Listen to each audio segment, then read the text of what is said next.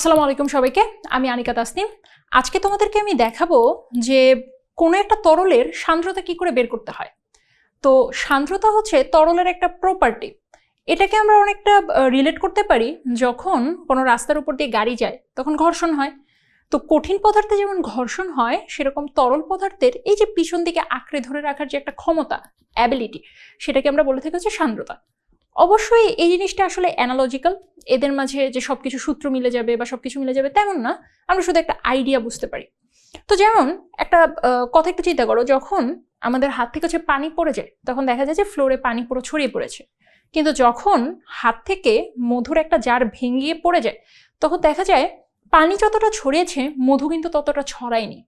অর্থাৎ মধুর সাথে আমাদের ফ্লোরের এই যে আটকে থাকার যে প্রবণতা, মধুর একটা পার্টিকেল আরেকটা পার্টিকেলকে যে পরিমাণে আটকে ধরে রাখে, পানি কিন্তু সেটা পারে না।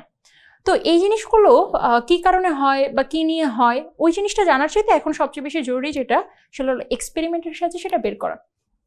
তো আমরা ল থেকে যে জিনিসটা জানতে পারবো একটা প্যারামিটারের নাম, যার নাম হচ্ছে সান্দ্রতাঙ্ক বা কোএফিসিয়েন্ট অফ ভিসকোসিটি। তো যার সান্দ্রতাঙ্ক যত বেশি হবে সে তত বেশি আঠালো একটা ভাব দিবে, সে তত বেশি আটকে ধরে রাখতে পারবে। যেমন আমি যদি চিন্তা করি, আমরা আমাদের বাস্তব অভিজ্ঞতা থেকে আসলে কি বলতে পারি, যে অবশ্যই আমাদের পানির চাইতে মধুর সান্দ্রতাঙ্ক অনেক বেশি। তো আমরা যেটা আজকে করব সেটা হলো এই এক্সপেরিমেন্টটা করার জন্য আমাদের কি কি লাগবে সেটা একটু দেখে নিই। প্রথমে তোমরা দেখতে পাচ্ছ একটা বিশাল বড় কাচের জার আছে আমাদের কাছে। এটা আমরা পুরোটা এই গ্লিসারিন দিয়ে ভরে দিব। আমরা আসলে গ্লিসারিনের সান্দ্রতাঙ্ক বের করব।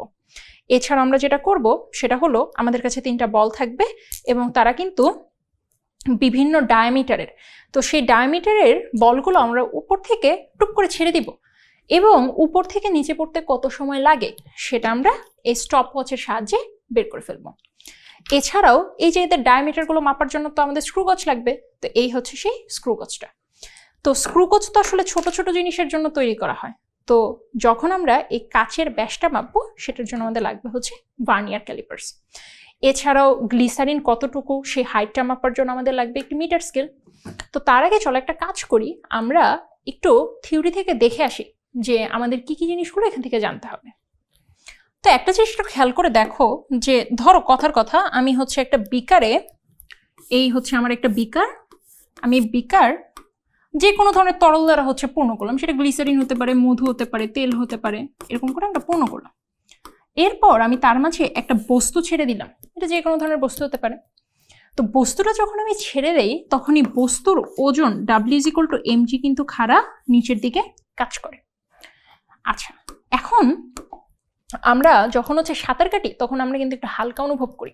এটার পিছনে রিজন কিন্তু হচ্ছে প্লববল বা বুয়েন্ট ফোর্স।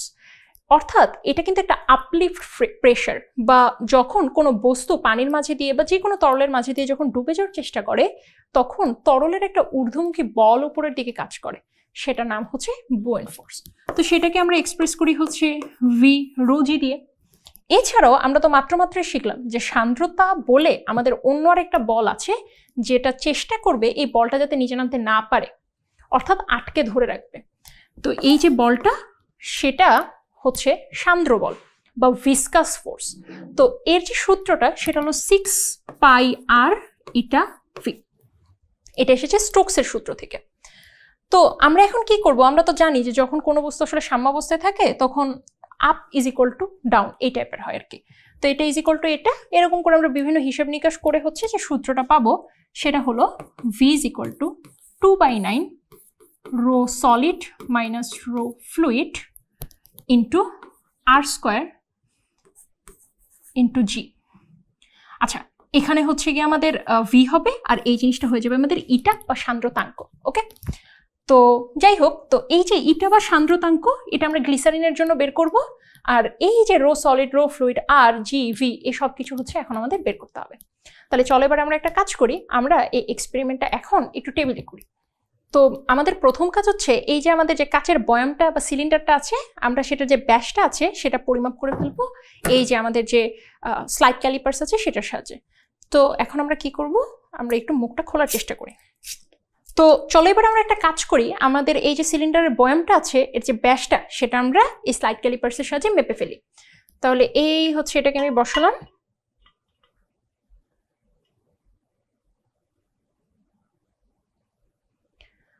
এখন আসো আমরা একটু রিডিংগুলো নিয়ে ফেলি। তো রিডিংটা একটু দেখা যাচ্ছে যে আমাদের প্রধান স্কেলটা শেষ হচ্ছে 9 সেন্টিমিটারে গিয়ে, অর্থাৎ আমাদের যে ছোট স্কেলটা আছে সেটা শুরু হচ্ছে 9 সেন্টিমিটারে গিয়ে। এবং একই সাথে দেখা যাচ্ছে এখানে আমাদের ভার্নিয়ার সমপাতন যেটা, সেটা হচ্ছে আমাদের 3 নাম্বার দাগটা, অর্থাৎ 3 নাম্বার দাগটা পুরোপুরি মিলে গিয়েছে। তো এই জিনিসটা আমরা নোট ডাউন করে রাখলাম। তাহলে এবার হচ্ছে আমাদের এই কাজটা করা শেষ, তাহলে আমরা এটাকে দূরে সরিয়ে রাখি। এখন আমাদের কাজ হচ্ছে এই যে বলগুলো আছে তাদের যে ব্যাসটা সেটা পরিমাপ করে ফেলা এই স্ক্রু গজের সাহায্যে। তো আমি তোমাদেরকে জাস্ট এই বলটার জন্য দেখাচ্ছি, আমি বাকি দুইটা বল হচ্ছে অনুরূপভাবে করে রেখেছি, আমরা হিসাবের সময় সেটা দেখব। তাহলে আসো সেই কাজটা একটু করি। তাহলে আমি হচ্ছে স্ক্রু গজটা খুললাম, এই বলটাকে বসানোর চেষ্টা করছি।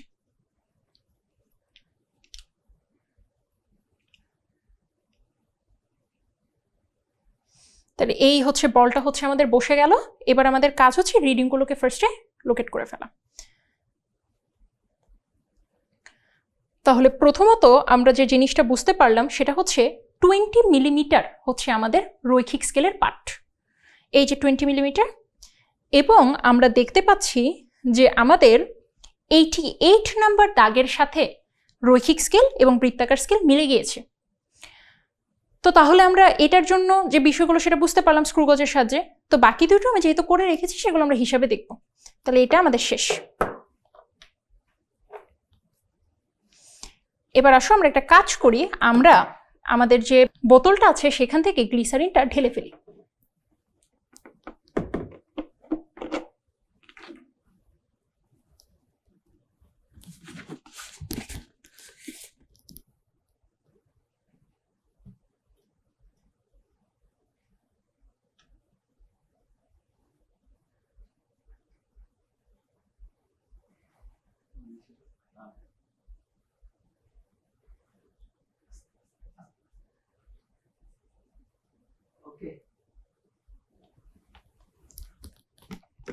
ওকে, তাহলে আমাদের হচ্ছে গ্লিসারিনটা ঢালা শেষ হয়ে গেল।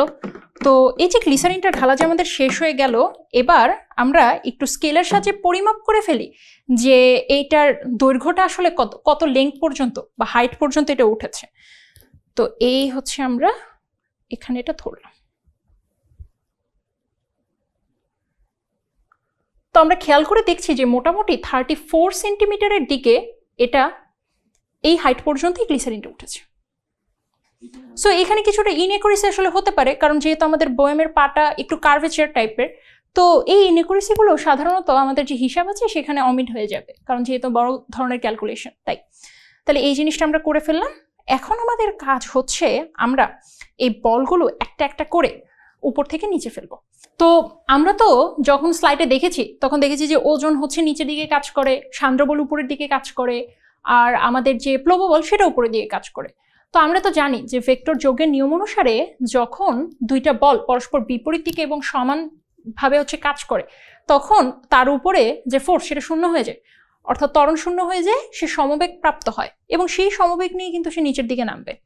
তো একটা জিনিস তো তোমরা বুঝতেই পারছো যে একদম শুরুতেই কিন্তু সমবেগটা হবে না, কিছু দূর একটু ত্বরণে নেমে এরপরে কিন্তু সে সমবেগটা অ্যাটেন্ড করবে। তো এই জন্য আমরা কিন্তু পুরো 34 সেন্টিমিটারটা আমাদের হিসাবের মধ্যে নিতে পারবো না, আমাদের একটু আইডিয়া করে একটা সার্টেন অ্যামাউন্ট নিতে হবে। তাহলে আমরা একটা কাজ করি, আমরা হচ্ছে সেই দৈর্ঘ্যটা নিয়ে হচ্ছে মনে করো 1500 পর্যন্ত, 1500 মিলিলিটার, সেটা আমরা একটু মেপে ফেলি। তো আমরা খেয়াল করে দেখছি যে আমাদের 1500 মিলিমিটার চলে আসছে 31 সেন্টিমিটারের আশেপাশে। সো এইটাকে আমরা এখন একটা কাজ করব, আমরা একটা মার্কারের সাহায্যে এখানে একটা দাগ দিয়ে দিব, যাতে করে আমাদের জন্য জিনিসটা দেখতে সুবিধাজনক হয়। ওকে, সো এই হচ্ছে আমি দাগটা দিয়ে ফেললাম। এবার আমার কাজ হচ্ছে একটা একটা করে বল ছাড়বো, আর কত সময় লাগবে সেটা একটু দেখব। তো এই হচ্ছে আমরা স্টপওয়াচটা হাতে নিলাম। তো আমরা কি করব, এটাকে স্টার্ট স্টপ করে কতক্ষণ আমার বলটা নিচে পড়ে সেটা দেখব। এবং আমরা কিন্তু হিসাব শুরু করবো হচ্ছে আমাদের এই দাগটা থেকে, একদম শুরু থেকে কিন্তু করব না। তাহলে চলো এটা একটু শুরু করি। তো এটা কিন্তু চলে আসছে আমাদের 0.4 সেকেন্ড। ওকে, তাহলে আমরা আমাদের প্রথম বলটা হচ্ছে ফেলে দিলাম। তাহলে এরপরটা একটু খেয়াল করে দেখি, এরপরটা হচ্ছে আমাদের মিডলে যে বলটা সেটা কত লাগে সেটা একটু দেখব।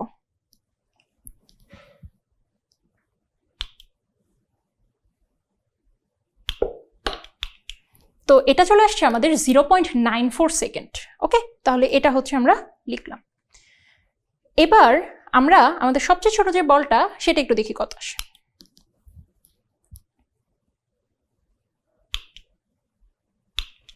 এটা কিন্তু আমাদের চলে আসছে 1.50 সেকেন্ড। সো এই তিনটা বল হচ্ছে আমরা দেখে রাখলাম। তো একটা জিনিস তোমরা নিশ্চয়ই খেয়াল করেছো যে ছোট বলটা কিন্তু খুব আস্তে পড়েছে, কিন্তু বড় বলটা কিন্তু খুব দ্রুত নিচে পড়ে গিয়েছে। এটার পিছনে রিজন হলো আমাদের বড় বলের ভর কিন্তু বেশি, এজন্য ওজন যে নিচের দিকে কাজ করছে, ওজন তো অনেক বেশি, তো সেটা হচ্ছে এজন্য তাড়াতাড়ি পড়ে গিয়েছে।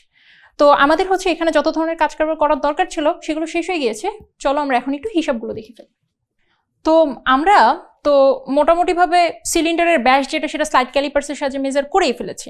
তো আমাদের এটা আসলে কত কত এসেছে একটু দেখি। আমাদের প্রধান স্কেল পার্ট কিন্তু চলে এসেছিল 9 সেন্টিমিটার এবং আমাদের ভার্নিয়ার সমপতন ছিল হচ্ছে 3, এবং আমরা জানি যে আমাদের ভার্নিয়ার ধ্রুবক যেটা সেটা চলে এসেছিল 0.01 সেন্টিমিটার। তাহলে এখন আমরা ব্যাসটা একটু পরিমাপ করে ফেলি। সেটা আমরা কিভাবে পরিমাপ করব?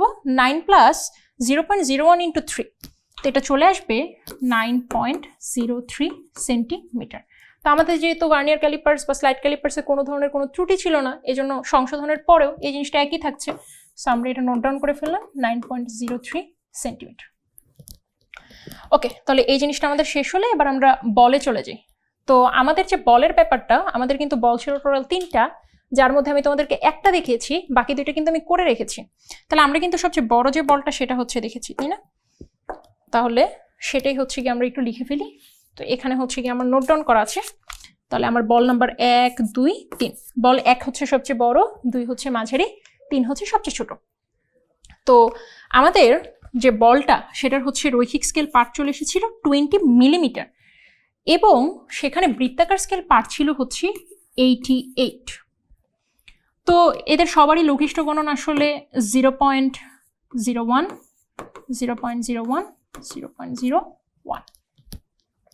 তো এই হিসাব নিকাশটা করার আগে আমরা একটু বাকিগুলো লিখে নিই। যেমন আমাদের এটা চলে এসেছে হচ্ছে 10.4, এটা চলে এসেছিল 78, এবং পরেরটা চলে এসেছে হচ্ছে 5.1, এবং এটা চলে এসেছে হচ্ছে 57। সো আমরা এখন সবগুলোর ব্যাস হচ্ছে পরিমাপ করে ফেলি। তো ব্যাস পরিমাপ করার সূত্র তো তোমরা নিশ্চয়ই জানো যে 20-এর সাথে 0.01 ইন্টু 88টা হচ্ছে আমরা মাল্টিপ্লাই করব। তো একটু খেয়াল করে দেখি এটা কত চলে আসে। তাহলে 20 প্লাস 88 ইন্টু 0.01, তাহলে এটা চলে আসছে 20.88। সিমিলারলি এটাও চলে আসবে 10.4 প্লাস 78 ইন্টু 0.01, 11.18, এবং লাস্ট হচ্ছে এটা 5.1 প্লাস 57 ইন্টু 0.01, চলে আসছে 5.67। তো আমরা তো জানি যে আমাদের যেহেতু স্ক্রু গজের কোনো সমস্যা ছিল না, এজন্য আমাদের যে সংশোধিত ব্যাস সেগুলো কিন্তু একই থাকবে, অর্থাৎ এই মানগুলোই এখানে বসে যাবে। এবার আমাদের কাজ হচ্ছে ব্যাসার্ধটা বের করে ফেলা। তো আমরা কি করব, এই পুরো রোটাকে আমরা জাস্ট 2 দিয়ে ভাগ করে দিব, তাহলে যেটা চলে আসবে সেটাই হবে আমাদের ব্যাসার্ধ। তাহলে প্রথমে 20.88কে আমি 2 দিয়ে একটু ভাগ করে ফেলি। তাহলে এটা চলে আসছে 10.44। এবার 11.18কে ভাগ করে ফেলি 5.59, 5.67কে 2 দিয়ে ভাগ করে ফেলি 2.835। এই সবগুলোই আমরা যেখানে পেয়েছি এগুলো কিন্তু সবই হচ্ছে মিলিমিটারে পেয়েছি, কারণ আমাদের বলগুলো তো খুব ছোট ছোট ছিল। তো এদেরকে অবশ্যই আমাদের সেন্টিমিটারে নিতে হবে। তো সেটা হচ্ছে আমরা পরে নিয়ে নিব না। আশা করি আমরা এই জিনিসটা পুরো জিনিসটা নোট ডাউন করে ফেলতে পেরেছি। আমরা হচ্ছে বাকি হিসাবটুকুর দিকে একটু আগে।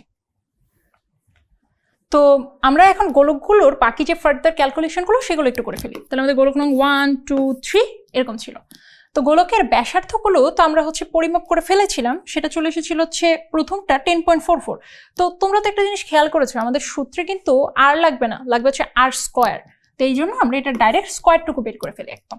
তাহলে এটা চলে এসেছিল হচ্ছে 10.44 স্কোয়ার, এটা চলে এসেছিল 5.59 স্কোয়ার, এটা চলে এসেছে 2.835 স্কোয়ার। ওকে, তাহলে এই জিনিসটার স্কোয়ারগুলো আমরা এখন বের করে ফেলি। তাহলে 10.44 স্কোয়ারটা কত হয় সেটা একটু দেখি। 10.44 স্কোয়ার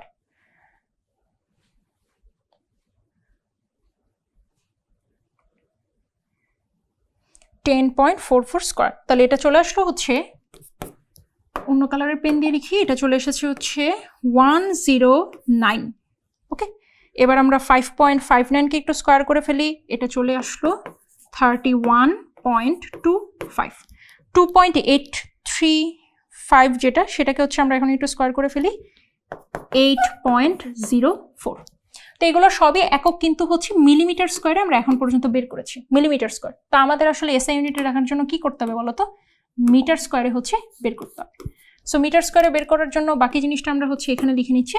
তাহলে 109 ইন্টু 10⁻⁻6, এটা কত, 31.25 ইন্টু 10⁻⁻6, এই যে 8.04 ইন্টু 10⁻⁻6, অর্থাৎ সবার সাথে 10⁻⁻6 হচ্ছে গুণ করে দিলাম। তাহলে এই যে ব্লু কালারের লেখাগুলো আর কি, এগুলো হচ্ছে কি আমাদের ফাইনাল যে আনসারটা সেটা।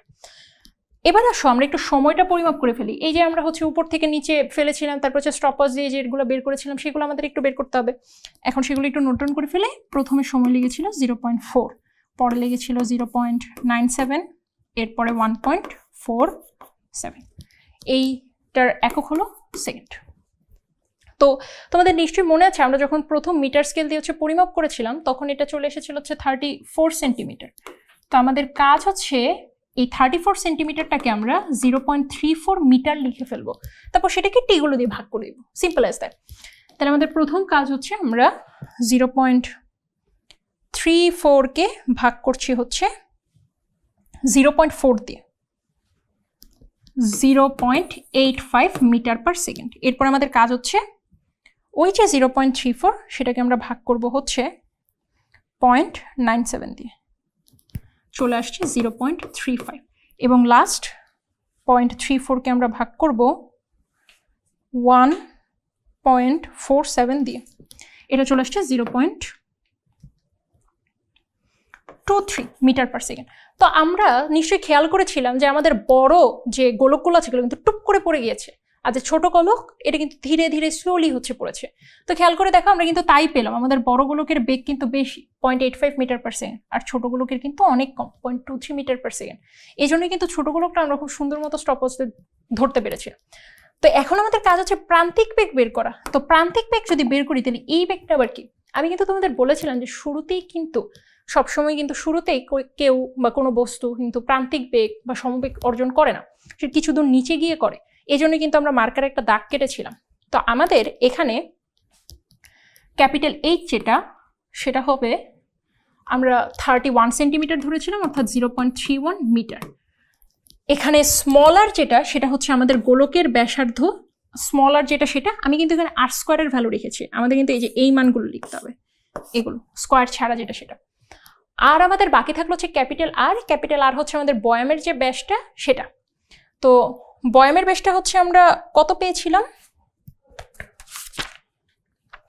বয়ামের ব্যাসটা আমরা পেয়ে গিয়েছিলাম, আমি একটু আবার বের করি, 20 + 88 ইন্টু 0.01 ছিল, 20.88 মিলিমিটার ছিল। তাহলে সেটাকে আমাদের একটু মিটারে নিয়ে নেওয়া উচিত।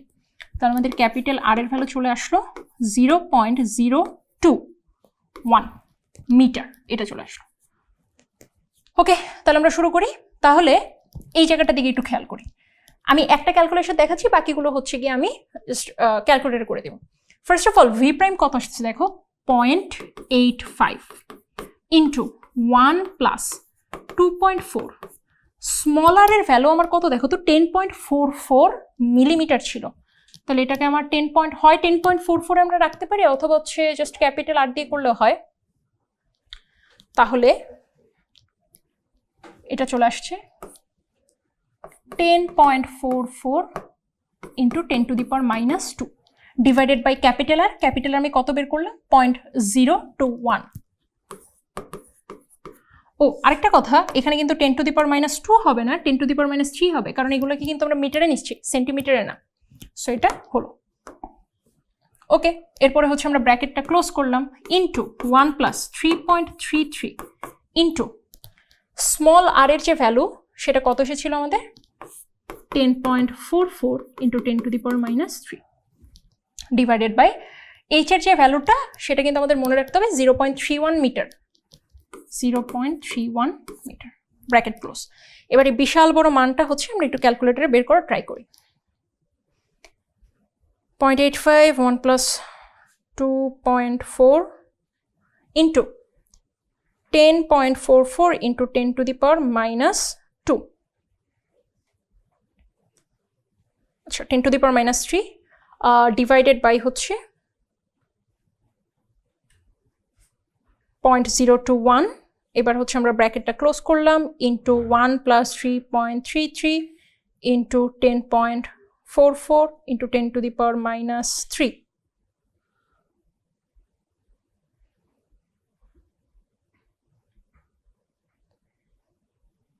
আর নিচে চলে আসছে 0.31।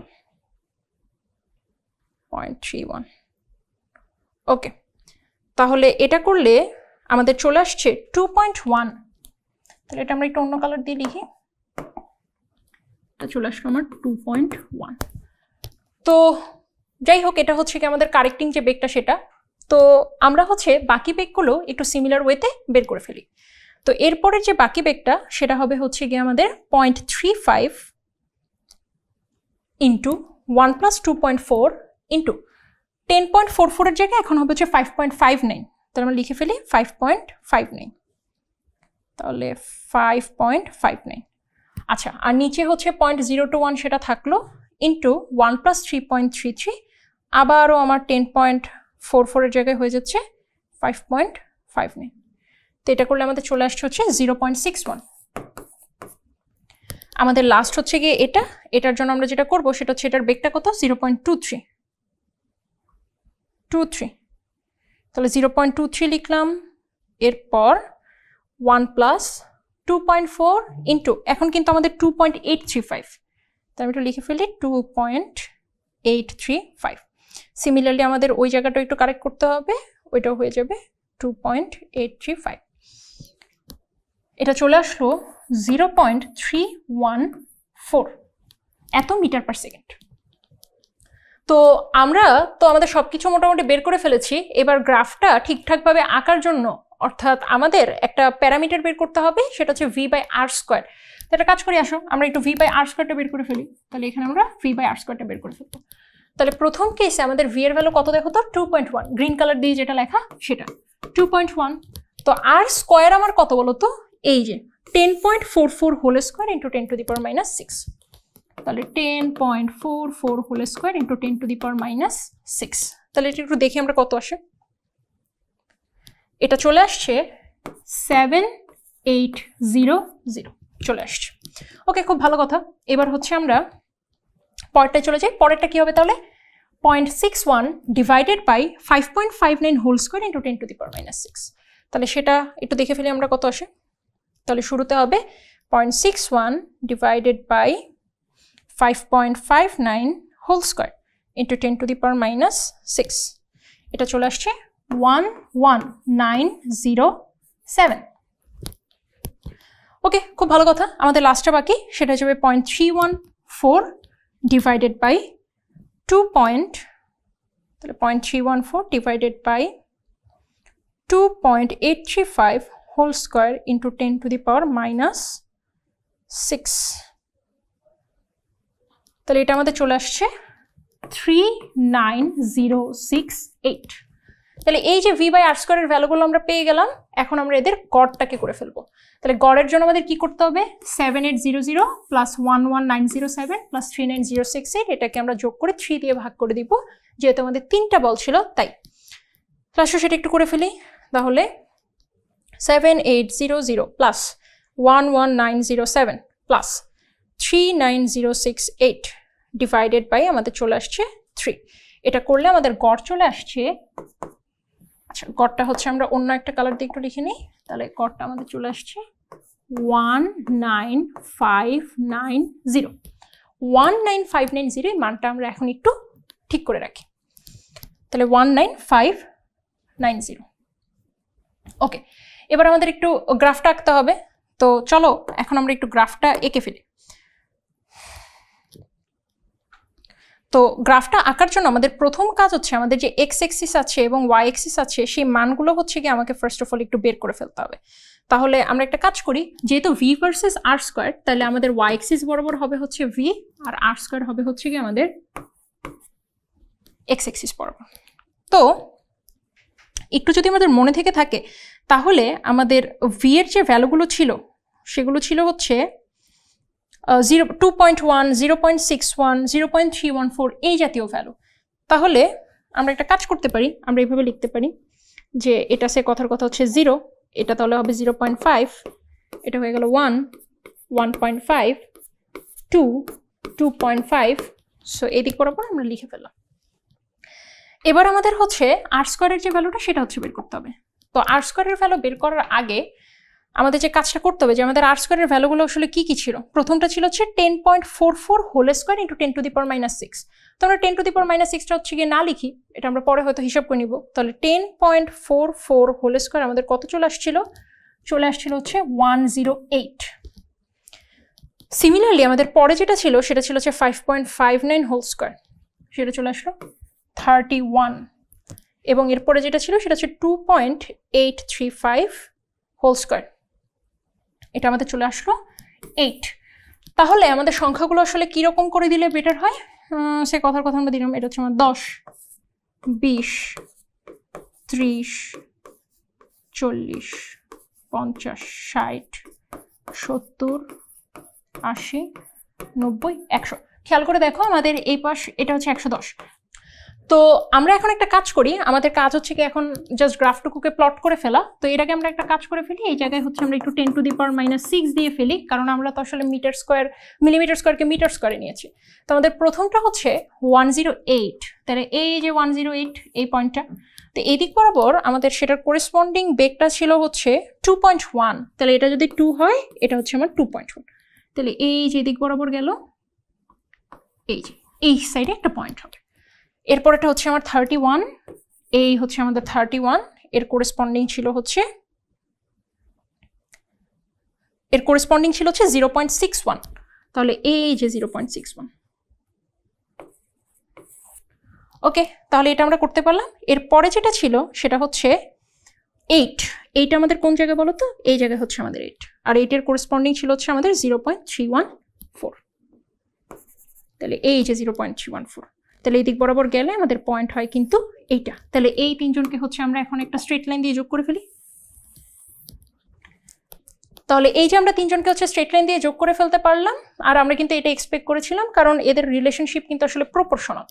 এখন আমি গ্রাফ থেকে একটা র্যান্ডম পয়েন্ট নিব, সে আমি হচ্ছে 60 বরাবর একটা র্যান্ডম পয়েন্ট নিলাম। এই 60 বরাবর হচ্ছে আমি একটা র্যান্ডম পয়েন্ট নিলাম। তো এটা হচ্ছে গিয়ে মোটামুটি চলে আসলো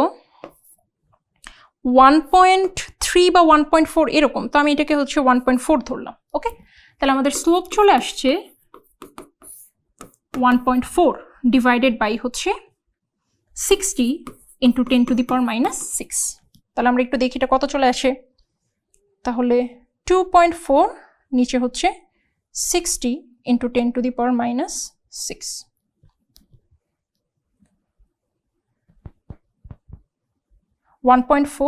into 60 into 10 to the power minus 6, এটা চলে আসলো 23333। তো তোমাদের যদি একটা মনে থেকে থাকে আমরা কিন্তু আমাদের যে টেবিল আছে অর্থাৎ হিসাব থেকে কিন্তু আমরা এই মানটাই পেয়েছিলাম হচ্ছে 19590। তোমরা যদি একটু খেয়াল করো তাহলে কিন্তু দেখবে যে এদের মাঝে কিন্তু আসলে বেশি ডিফারেন্স নাই, একটা 19 আর একটা হচ্ছে 23। সো মোটামুটি কাছাকাছি। তাহলে আমরা এখন এই মানগুলো এখন একটু বসাবো, বসে হচ্ছে বাকি ফার্দার ক্যালকুলেশনটা করে ফেলবো। ওকে, তো আমরা আসো এখন একটু ফর্মুলাটা একটু লিখে ফেলি। তো আমাদের ফর্মুলাটা আসলে ছিল হচ্ছে eta is equal to 2/9 rho solid minus rho fluid into g into ছিল হচ্ছে কি আমাদের স্লোপ, কারণ এই যে ভি বাই আর স্কোয়ার ছিল, তো মানে আর স্কোয়ার বাই ভি ছিল, তো এটাকে হচ্ছে কি আমরা নিচে নামিয়ে নিয়ে নে হচ্ছে স্লোপটা করলাম। অর্থাৎ এখানে আমাদের স্লোপ কত? V by R square.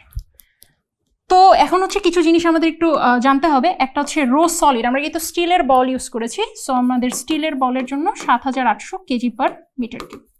এবং আমরা ফ্লুইড হিসেবে ইউজ করেছি হচ্ছে গ্লিসারিন, গ্লিসারিনের ডেন্সিটি হচ্ছে 1200 কেজি পার মিটার কিউব।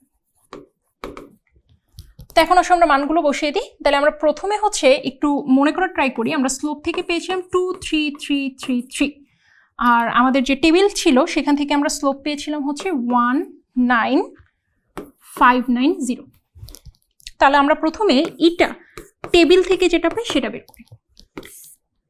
2/9 7800 বিয়োগ 1200 9.8। তো যেহেতু আমরা টেবিল থেকে বের করছি তাহলে 19590 বের করব।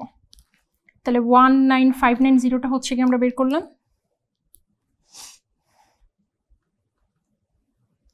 তাহলে 2/9 ইন্টু 7800 মাইনাস 1200 ইন্টু 9.8, এটা চলে আসছে নিচে 19590।